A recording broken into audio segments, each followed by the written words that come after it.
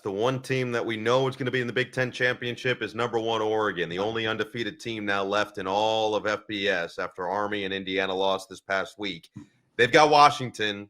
Washington has beaten them, the last 3 times now? Yeah. And it has been close to the final whistle, all 3 of them. These 2 teams were 2 of the elite teams in the Pac-12 the last couple of years. Oregon is trying to cap off a perfect regular season. Washington is trying to play some level of spoiler to that. They have gotten bowl eligibility in Jed Fish's first year, which is impressive of a turnaround as they're going to find, considering how much he lost from last year's roster, the turnover that they've had to endure.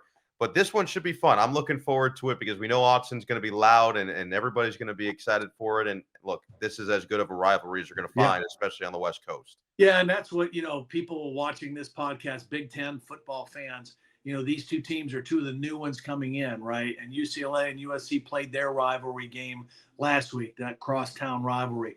This is one of the most intense rivalries in college football. The fan bases of Washington and Oregon do not like each other at all. Former players do not like each other. So you a lot of times you don't think of those kind of rivalries on the West Coast. Think everybody's laid back and cool and hanging out the beach. No, these teams do not like each other, and it shows. It boils over, much like an Ohio State, Michigan, much like an Alabama, Auburn kind of game. And it has that kind of feel to it. And Oregon, they've got their sights set on where they're going. Indianapolis, and then the college football playoffs, and they want to have a bye that first week. All of that's right in front of them. But they've got to beat a team that is sneaky good. Washington is sneaky good. First of all, they're very good on defense. I mean, Steve Belichick has done a really nice job with the roster that they put together defensively. They're a very stingy defense.